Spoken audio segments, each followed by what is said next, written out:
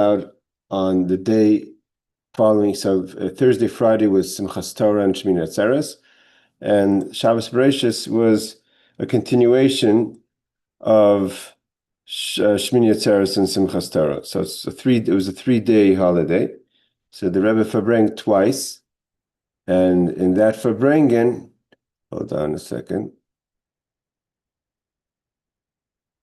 Trying to see how we get Shimon in. And that Farbrengen, we're watching Hello of Shimon. We're learning now the second Farbrengen of Shabbos Bereishis from the year Tafshin Yudalid.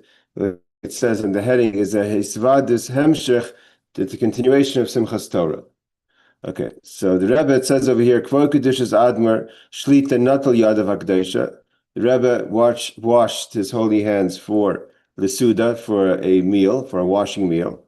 And he asked for the rest of the community as well that they should also wash their hands on motzi, meaning on bread. The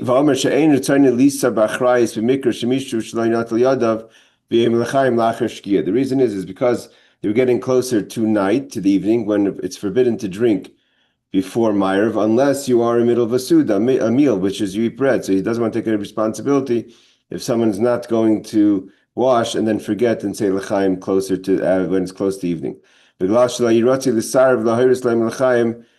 because same time the person's not going to want to not say l'chaim, so the person's going to say l'chaim, and so best is of course is if the person is to if the person just washes. That was the idea.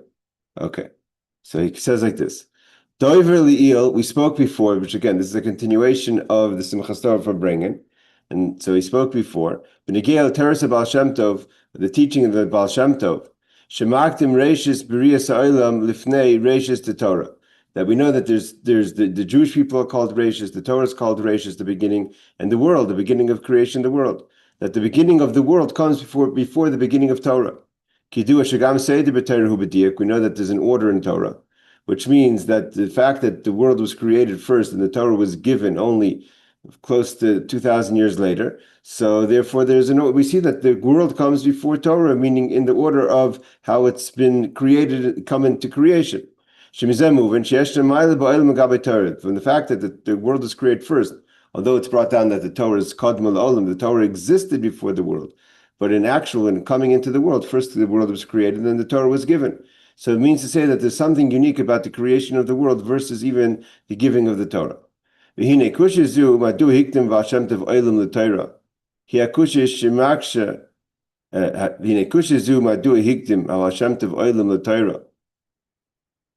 you have to see exactly what the Torah was the Baal Shem Tov said, but why did the Baal Shem Tov refer to the world first and then to the creation?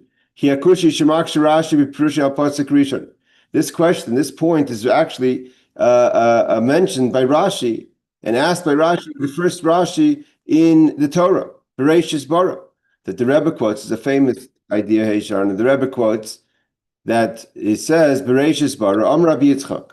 Rabbi Yitzchak says, the Torah asked the question, that the opening of the Torah should not have been about Bereishis, about the creation of the world. The Torah is not a storybook. The Torah is about the laws and God's will.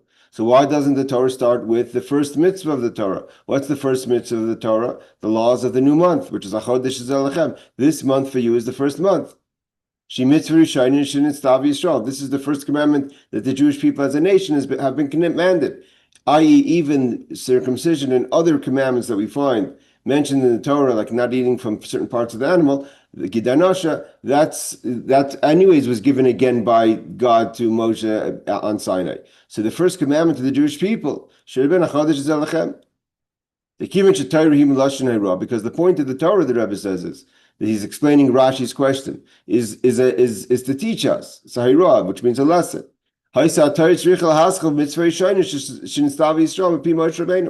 Torah, again, Torah is not a storybook. So the Torah would have to tell us first the first commandment. Torah is about the commandments. So the first Hayirah, which is, so to say, indication of how one should behave and act, and this is that Moshe Kibul Torah, Moshe received the Torah. So the first commandment Moshe gives, that should have been mentioned, that's how the Torah should start. And so the Rashi asks, the first Rashi, anyone opens up a Chumash that has Rashi in English and Hebrew or Hebrew, will see this is the opening question of Rashi. So why does the Torah start with the creation of the world? Umetaret, so Rashi answers why.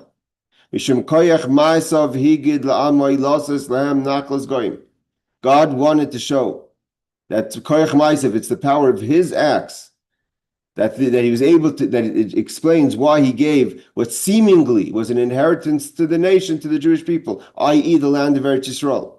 The land of Eretz Yisrael, because, like Rashi says, She'im yomer ha'goyim, umas oilam, if the nations of the world are going to come to Israel, to the Jewish people, to Yisrael, and say, listim atem, you're thieves, right? This is an argument and a question and a statement that the nations have been saying up until right now as we sit here. Listim atem, you stole the land of Eretz Yisrael, it's not your land.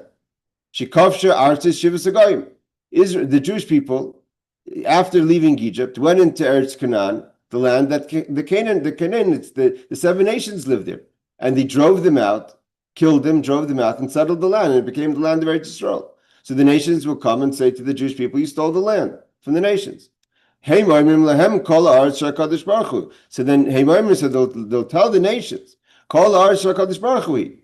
open the book of Genesis from the beginning, and you'll see clearly that God created the world. It's his world. Who bara, he created. He gave it initially to who he wanted to. The Rashi is not going even into the fact that the children of Canaan stole the land from the descendants of Shem. So he allowed them to live there for a certain amount of times. And it's God's land. He took it away from them and gave it to us. So we're not thieves because the land belongs to God, and God gave it to us. God promised Avram in 2 weeks from now, Parshas Lech Lecha, this is your land. So that's the idea so why Rashi explains that the only reason the Torah starts with the creation of the world. And the continuation of the creation of the world, you have the story of Noach and the flood and the descendants of Noach who settled the land till the birth of Avram at the end of next week's parsha. Then Avram is told, this is your land.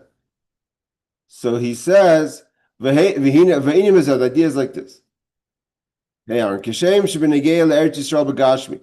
Just when we're talking about this, just like when we talk about the physical land of Eretz Yisrael, means Gashmis Shebegashmis, the actual physical land. Yeshna Ataina, the nations could come and claim, listim atem, you stole the land of his Eretz Yisrael. And the answer is koyach masav higad lamay, that God is it's his land, he created, and he could give it to whomever he likes, like we said before. So the Rebbe says, "Lasis lahem nachas goyim," to give them the inheritance of the inheritance that was in once part of the nations now belongs to the Jewish people.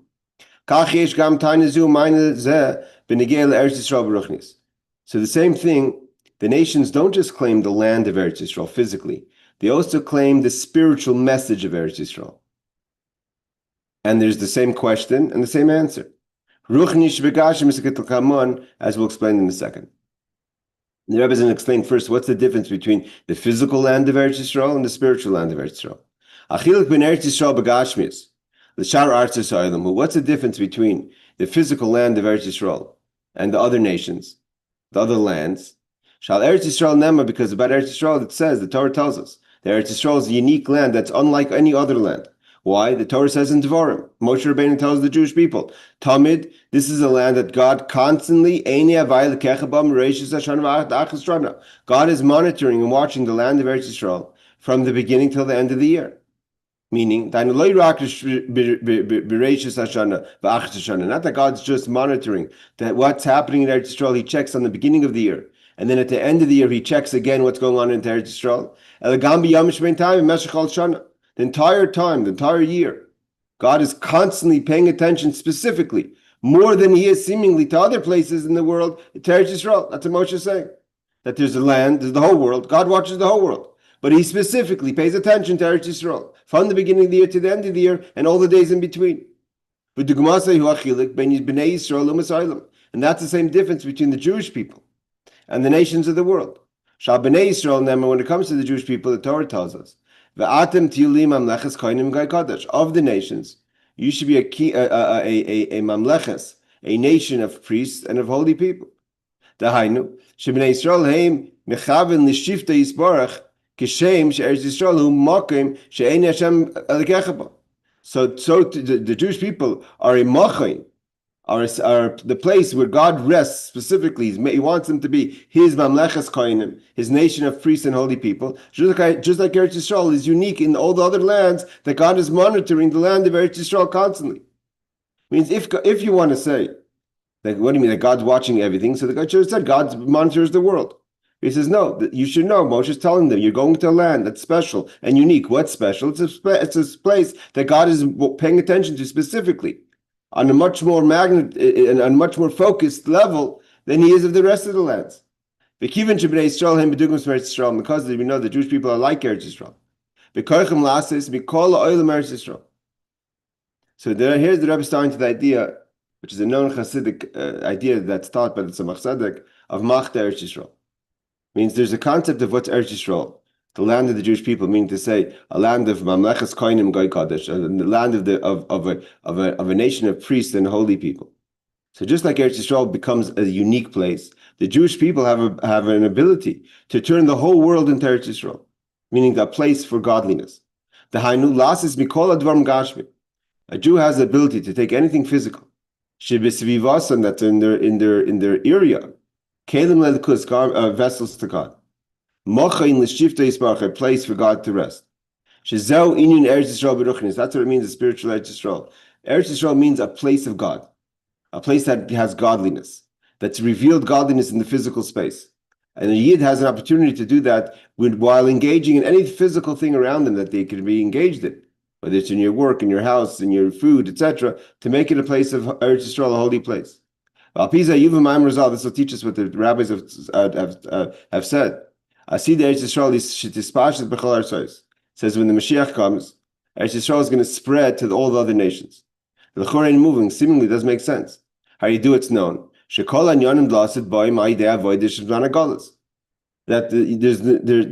what happens when Mashiach comes is not that there's going to be a chidush that wasn't there before. It's just going to reveal what was there before. Meaning that there's all this avodah, all this work that we're doing. And when Mashiach comes, it's going to be revealed how what we thought was one was something else. So meaning to say that if the whole world is going to become Eretz Yisrael, it means in a hidden way, the whole world now is Eretz Yisrael. How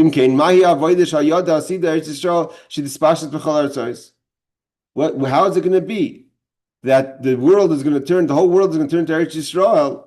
Eretz Yisrael is going to spread to the rest of the world. Where do we see the avodah in that? The idea is that when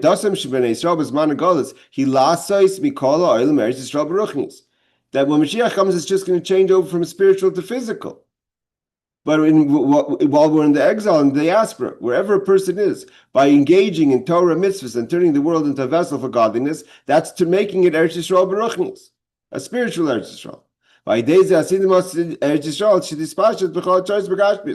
Mashiach comes, it's just going to be revealed also in a physical way.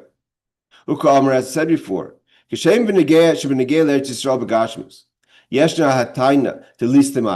now we understand what our job is. The job of a Jew is to turn the whole world into Eretz Yisrael, meaning turning it into a vessel for godliness. So what does it mean that the nations come to a Jew and say, you've stolen? Just like they say you've stolen the land of Eretz Yisrael, what does it mean spiritually that you've stolen? If the Constitution allows a person to serve Hashem and to serve the Torah, and to do Torah mitzvahs, so that's not a list. We have a constitutional right to be Jewish in let's say, the United States. And today, most of the places in the world. So the answer is,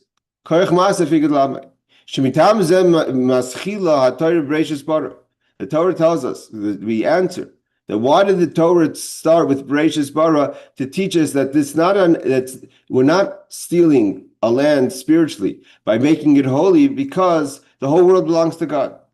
Okay, he's going to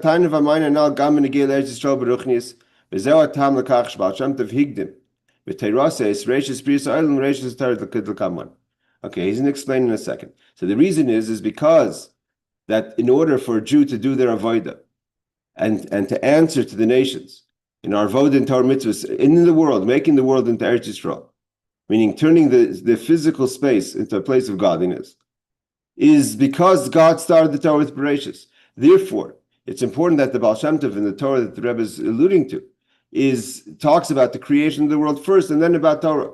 Because what it gives us the right, so to say, to make the world into a place of godliness is because the Torah starts off with the Bereishis. Will be our Indian. So the Rebbe explains, well, what are we saying? Kasher toivim in neshama. And the soul has to come down to this world.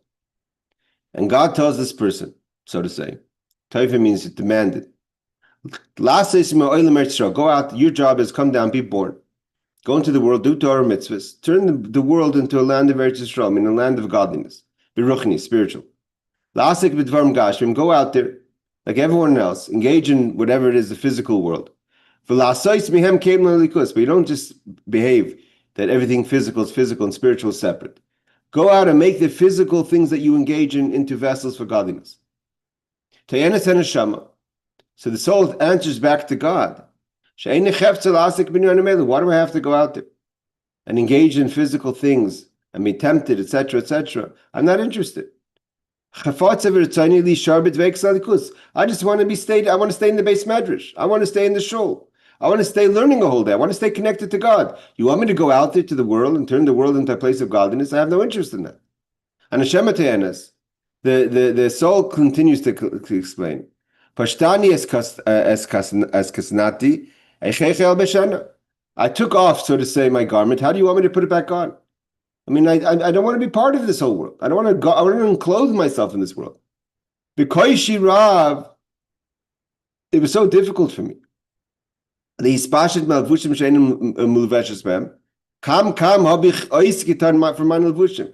just barely able to get off my garments and to rid myself of physicality.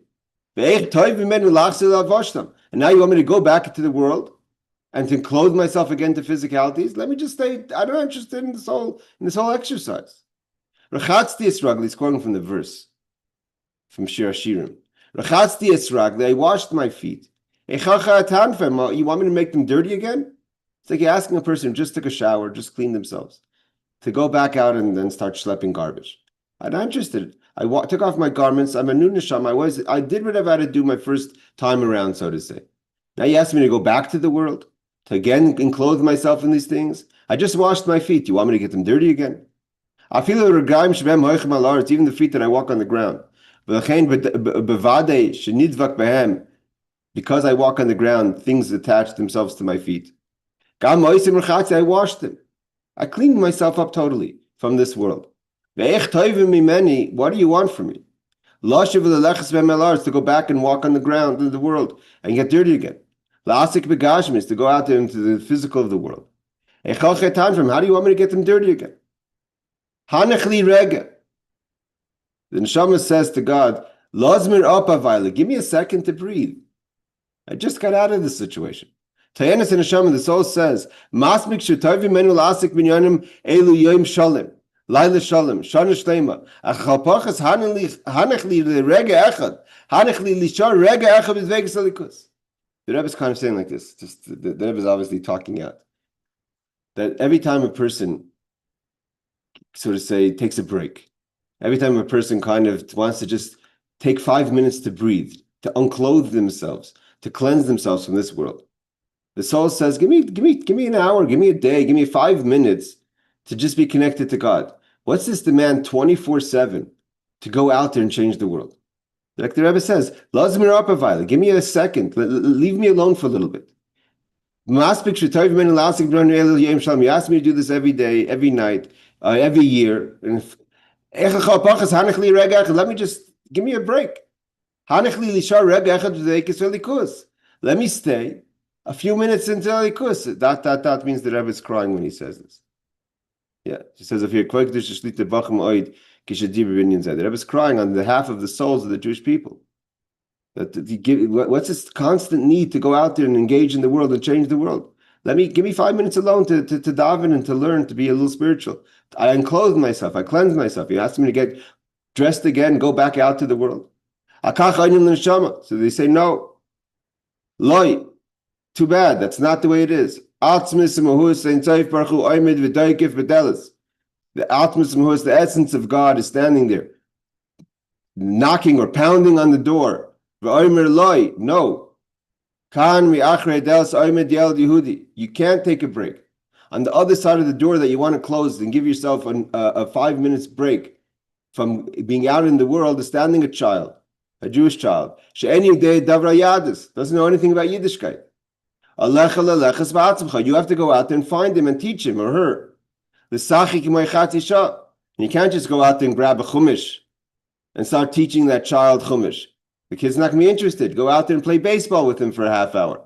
Then after baseball, you have to go on a tour with it. You have to take the kid on a hike.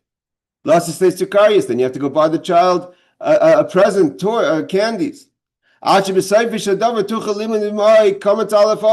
then you could try to sneak in a few minutes of teaching the child what is the meaning of Kamatz Aleph, that this is the pronunciation of the Aleph base. You have to go out there, spend the full day in entertaining this child, playing with him sports, going out there on tours, buying him toys, going out there, and then maybe you'll have 5 minutes to teach him to Kamatz Aleph, and you want to sit there and lock yourself up for a day in your room because you need time to break. God's pounding on the door and says, no, you can't. There's people waiting for you. You have a responsibility. Now you're saying, how could I enclose myself? I just got undressed. I just cleansed myself. I just took a break. How could I make myself dirty again out in the world? And you want to stay disconnected from the world and give yourself a little time for privacy, to be connected to God. So here we find that Yirmiyahu, the prophet, told his student Baruch ben Nuri, so said the Lord, this is what I built, I could destroy. And this that I built is being destroyed. The base of English is being destroyed. And you're looking for your own greatness. It's not about you. The base of English is burning. A child doesn't know what it is to be a Jew. And you want to sit there and find your own gedulas, your own greatness, find your own moment of godliness. Base of English charev. The temple is destroyed. Bnei Yisrael nimtzayim megalos. The Jewish people are out, spread out in diaspora. And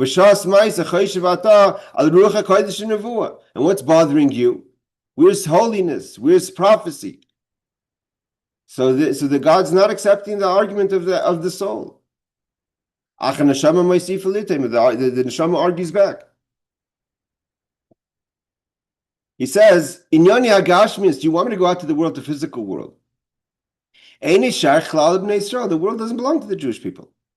That's not. The world was given to the nations. When it came to the blessings Yitzchak gave his two sons, Jacob and Esav. That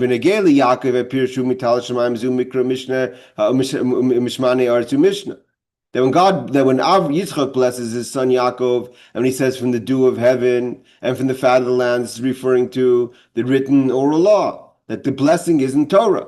When it comes to his brother, so physical world is Esav's world. Yaakov was given the Torah world.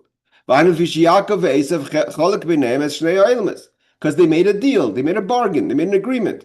In their mother's stomach, they made an agreement initially. Yaakov says he's going to take godliness, holiness, Torah. And Esav said, I don't want it. I don't want Olam Haba. I don't want the world to come. I want this world. I want riches, happiness, and pleasures. Not till Esav chelkai by Ha'olam hazeh. Esav took his portion of the inheritance of the physical. But Yaakov not chelkai by Ha'olam haba. Yaakov took the world to come in spiritual. V'zuhi tainasai. Kivan shegashim is ein shaychus ilav klal. So the soul tells God, it's not even my world. You asked me to go to a world that's not ours. Yaakov made a deal, and he says he's staying in the spiritual. Why can't I stay in the spiritual?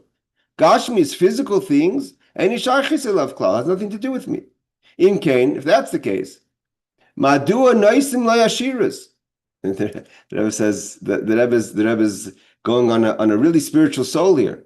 The soul says, "What are you even giving me riches for? Why are you throwing on me wealth?" Meaning to say that when you give me wealth, I have to be out in the world. I don't keep the wealth, keep it to Esav. I want to just study Torah. The Rebbe says, he explained himself. Kavanasi, what I mean to say is, the soul says, I don't want wealth. Wealth is a distraction for the soul. Wealth is a temptation the soul knows the temptation the person has with wealth. The soul says, keep the wealth. I don't need the money. I just want to learn Torah. The soul doesn't want to have anything to do with the physical world. The soul just wants to stay connected to godliness. And therefore he says, you know what, as far as I'm concerned, if we're having a conversation, you ask me to go out there and change the world. You're telling me, you're giving me riches. I go out there and engage in the world and deal in tzedakah and all these things. Keep the money, keep the riches. It's very nice. Thank you very much. No, thank you. So God answers to the soul. You're wrong. Gashmis does belong to the Jewish people. On the contrary, you want to find the essence of God, it's in the physical. If God wanted a spiritual place, he never would have created this physical world. He created a physical world because he had a desire that his resting place should be in Tachtonim, in this low world. But Tachtonim dafka. He doesn't want to be in the world of Atzilus. But in this world, Tachtonim means the lowest place. In the whole chain of creation. And everything is happening in the chain of creation. Kulam einem ella mimutza la'olam hazeh. The Rebbe says all the creation, all the worlds are only a way to get to a mimutza. Is only is an in between, so we could get to this physical world. So God should have a resting place there. That's where God wants to live. Means the fact that there's a world of Atzilus and there's a world of Bria and Yitzira, all these holy spiritual, the angels, all that. Is that the chain should continue and continue all the way down to the physical world, and that's where God wants his dira to be. That's where he wants his home to be. Just like when a person has a whole house, that's where the essence of the person rests. That's where the person feels comfortable. So too, God feels comfortable in this world. Because even if the person is clothed or naked, that's his or her home. And even if it's not your best situation. If you would like it, but then that's what you have. This is your existence. This is your house, for good or for bad, like the Rebbe says. So too for God. For good or for bad, naked or dressed, this is God's world. This is God's home. He doesn't have another home. This is where the essence of God is. If that's the case, you don't want to deal with physical things. This is where God is. You just want to be able to learn, study Torah properly. You want to sit there and contemplate the meanings of Torah or tefillah or prayer. These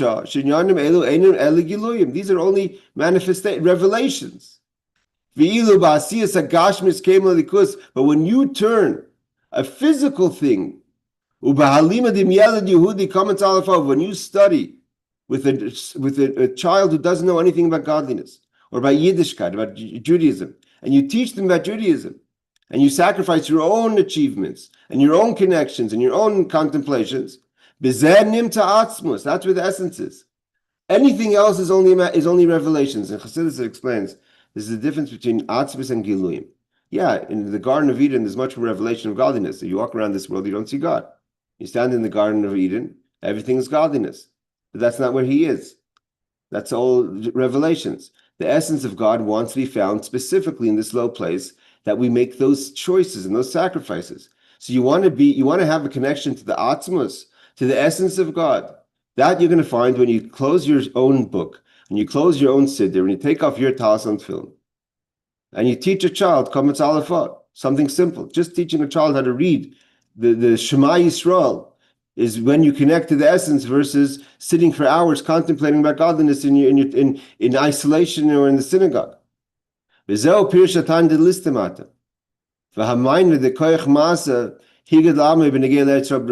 the conversation. When it says that the nations say to the Jewish people spiritually, you're thieves. And the answer is no, it's God's world and he gave it to whoever he wants. So the Rebbe explains. Kasher toiv neshama. When we ask the soul, I mean to say when the soul is asked by God, Lasi said, go out there and change the world. And what does it mean change the world? Not sit there with your talis and film, lock yourself up in the siddur. Go out there And even if you have to spend 23 hours a day with someone, so for 5 minutes you could teach them a little bit of Chumash, that's what it means, go out to the world. That's what it means, turning the world into Eretz Yisrael. Aideis asks Gashmi, how do you turn the world into Eretz Yisrael spiritually? Go out there and engage in the world, in the physicality. Tayenes so the world answers back, or the soul answers back. Listimatem. Gashmis Ashirus Ukadema, you ask me to be a thief. The physical wealth and all those things, they're not, they have no connection to me. The Gazel he biyada. And if I take him, then I'm robbing from Esav's world. These things belong to Esav. So the answer is, God created the world. If you want to know where the real strength of God's creation is in the physical world. The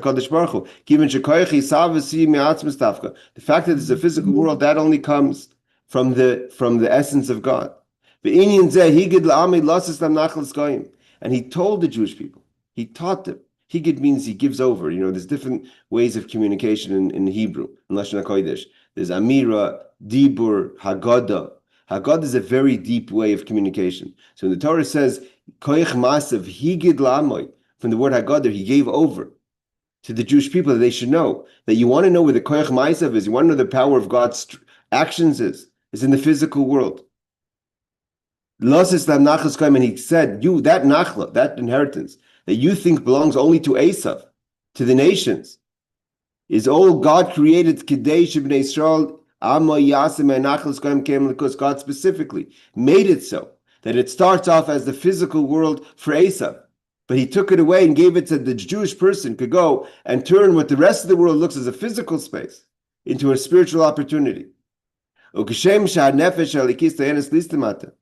like the godly soul is saying to God, you're telling me I'm a thief, I'm stealing from Esav, by going out there and engaging in the world, by turning technology into tools of Yiddishkeit, right? So technology could be used for one thing, and all of a sudden it's full of classes and podcasts and YouTubes and there's all of these methods of turning every kind of advancement of technology in this world into opportunities and vessels for godliness. The soul says, Listimatem, this is all Esav's world.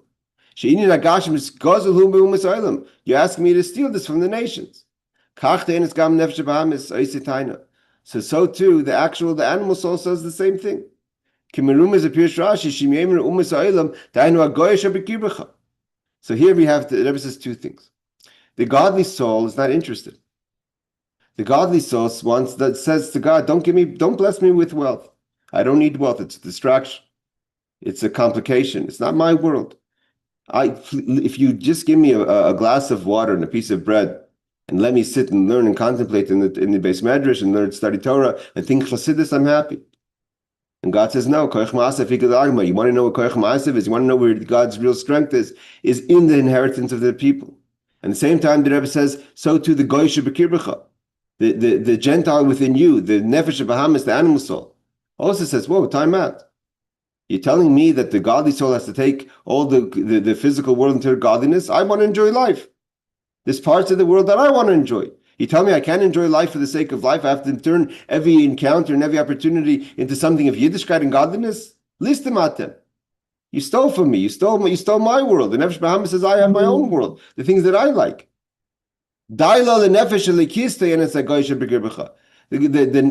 animal soul, the goy within you says that it's enough what the godly soul has on its own. Let the godly soul get its fix spiritually when I study Torah, when I daven. Why is the godly soul getting involved in my physical time? That's my time. The day is divided into 24 hours. I daven 3 times a day. I have shiurim. I do all the things you want me to do. That's the godly soul. Then I have things that are my things. I like to play golf and I like to get involved. I like to watch the game. I like to watch a movie. These are things I want to do. Why is the Nefesh Elokis mixing in my time? In Yonim Elu Tayinu, Shaykh my love. The animal soul says it's my time now. Over mail list my time. He's stealing from my time. He's stealing from my attention. So the answer to that again is Bereishis God created everything. There's no such thing as something separate from God. The whole world belongs to God. Who bara he created? And therefore, even your physical, whatever it is, your engagement in the physicality in your job is all an opportunity to do a mitzvah. It's all an opportunity to further dir b'tachtona, making a dwelling place for Hashem. Anytime you're out there in the world, you can't say, well, it's not a time for godliness now. Now's the time for me to enjoy myself. It's not a time for me to focus on physical things. No, it's God's world, and everything in it is His world. And every opportunity and every encounter is an opportunity for godliness. And it's all about making every interaction into vessels of God. A place for God to be found. This is the explanation. Rashi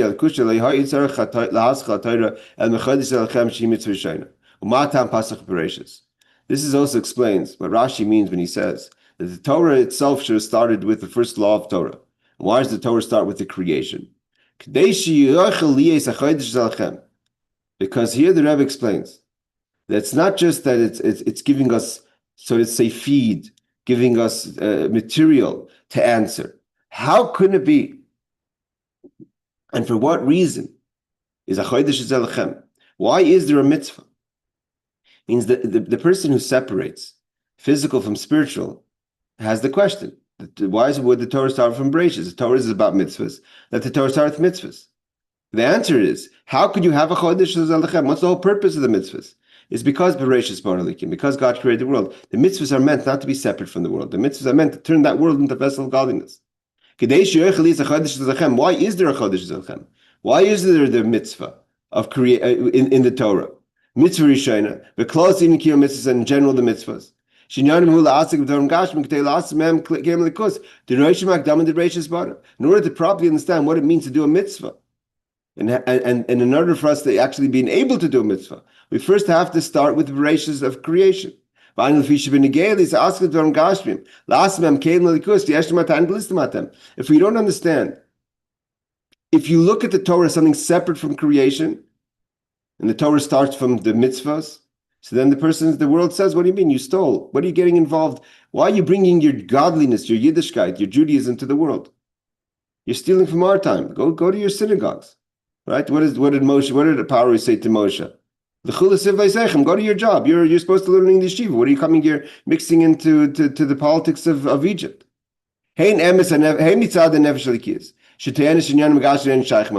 if not for the Torah starting off Bereishis, the godly soul also would say, like we said in the beginning, it's not my business to be involved in the world. And the animal soul surely would say and says, that says that the worldly things belong to the Nefesh and Bahamas. What's interesting is that the Nefesh Elikis and Nefesh Bahamas are in agreement. Like Esav and Yaakov made an agreement. Esav and Yaakov made an agreement and says the physical world is Esav's and the spiritual world is Yaakov. And here also, the godly soul is in agreement with the animal soul. The godly soul says, I belong in the base matters, and the animal soul says, I belong enjoying myself. And the Torah throws the whole thing upside down and says, no, God says that's not the way it works. The godly soul has to go steal time from the animal soul to turn what the animal soul feels is his or hers into spirituality. That's the answer. Bereishis baralikim, kol ha'aretz shel HaKadosh Baruch Hu. There's no such thing as separation. The whole world belongs to God. On the contrary, and not just the whole world is God, but if you want to know where the essence of God is in the physicality, like he says, in teaching a child, Kametz Aleph Av. Here the Rebbe is talking a revolutionary idea for those days and still to today. That to go out there and say it's not about what your own spiritual achievements. That's not where you're going to find godliness. You want to find the essence of godliness is engagement in someone else, helping someone else, teaching someone else. We're not just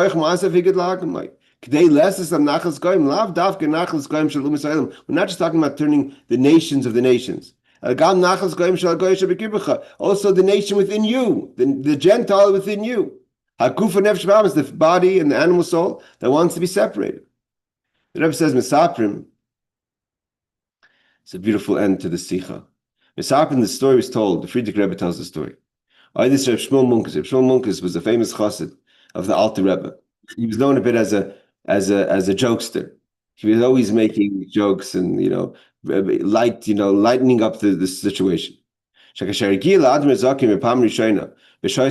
story goes, the Alter Rebbe was arrested right around now. He was arrested. He was freed on Yitas Kislev, but he was arrested right around now. I think the 24th of Tishrei, the Alter Rebbe was arrested.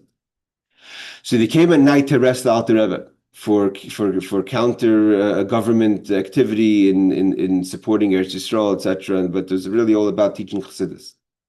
So they came to arrest the Alter Rebbe at night. Nichnas the Bereishis Adam Zaken. So the Shmuel Munkus, the story is the Alter Rebbe hid in the cemetery, and he left. So then that night the Alter Rebbe was home, and the Shmuel Munkus came to visit his teacher, his Rebbe. Then he tells the Alter Rebbe, I want to sleep over in your house. Shalo Adam Zaken. So the Alter Rebbe asked him, so the Alter Rebbe says, well, you can't find another house to sleep in here. The Alter Rebbe is just being pursued by the Tsar, and Reb Shmuel Munkus wants to move into his house. So Reb Shmuel answered the Alter Rebbe. He was known to be, he was obviously a very big tzaddik, Reb Shmuel Munkus. Harigam Khan Bais Yudi. He answered the Alter Rebbe, this is also a Jewish home. Why is your house any different than anyone else's house? Why can't I sleep in your house? Sorry. This is not the story. This is the story of Shmuel Munkus, not when he was arrested. It's another story. When Shmuel Munkus came the first time to see the Alter Rebbe, the Alter Rebbe was a Rebbe. Shmuel Munkus was a Chassid, but he wasn't yet a Chassid the Alter Rebbe. He came and he knocked on the Alter Rebbe's door at night, B'shas halayla, and he came to the Alter Rebbe and said, "I want to sleep in your house." The Alter Rebbe says, "Find another house to sleep in." So Shmuel Munkus says, "What? This is not a Jewish house. Your house is also a Jewish house." The Alter Rebbe answered Shmuel Munkus. He also went to see the Alter Rebbe the night the Alter Rebbe was arrested.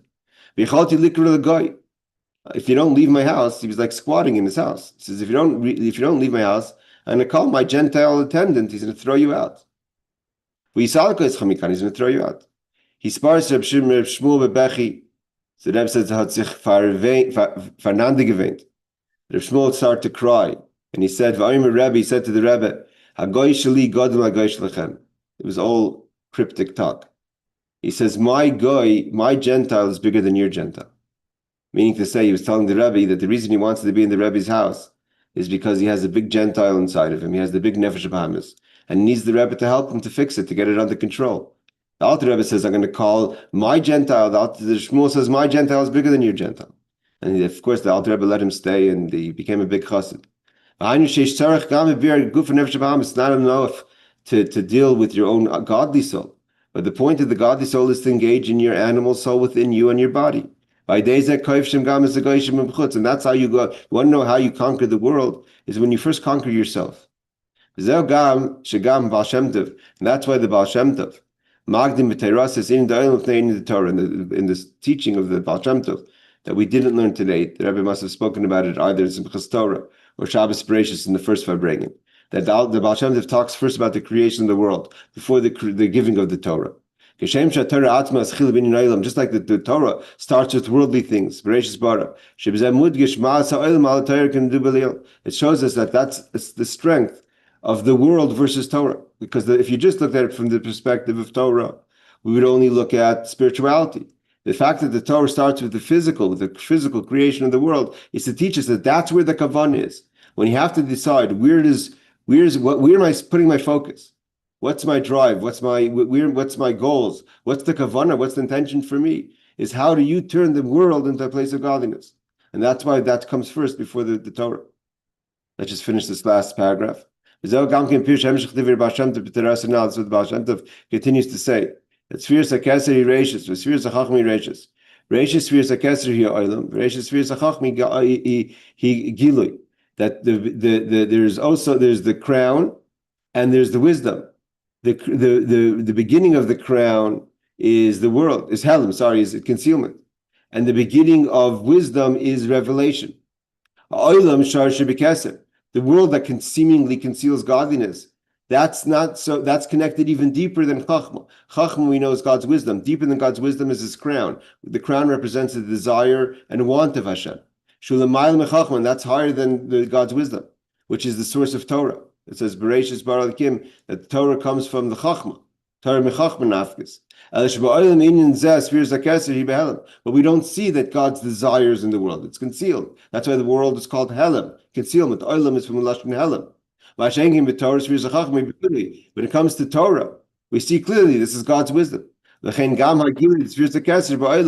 they tired Dafka? And that's why How do we reveal?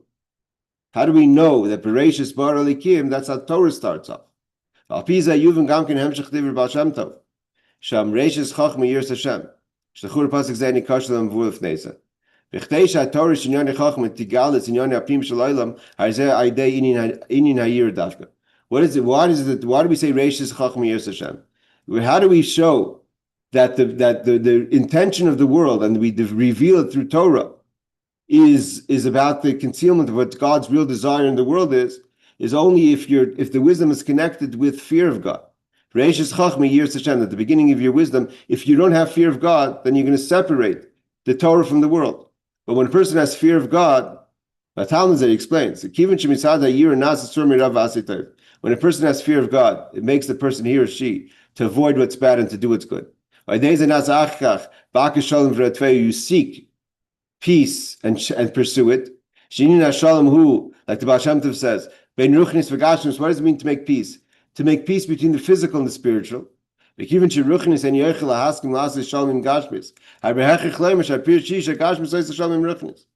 he says, because spirituality doesn't want to make peace with physical, doesn't want to make a compromise. So therefore, the physical has to compromise the spiritual. When a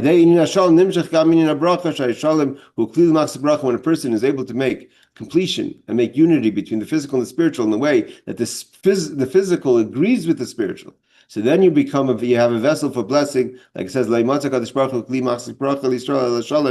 that God only finds what's the source, what's the vessel for blessing is peace. When we make a peace between the physical and the spiritual, and our entire focus is how to make a dir b'tachtonim, how to make a resting place for Hashem, so then that becomes the vessel for God's blessings, for Shana Tov Mizuka, and then no longer the neshama says, don't give me wealth, don't give me physical, because the neshama understands that all those things are tools and methods for the neshama to go out there and conquer the world and make the world Eretz Yisrael spiritually.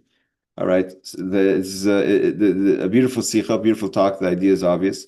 I wish everyone a good Shabbos Bereishis, good Chodesh, and good to have you back and a good winter. Laila Tov, take care. Good job.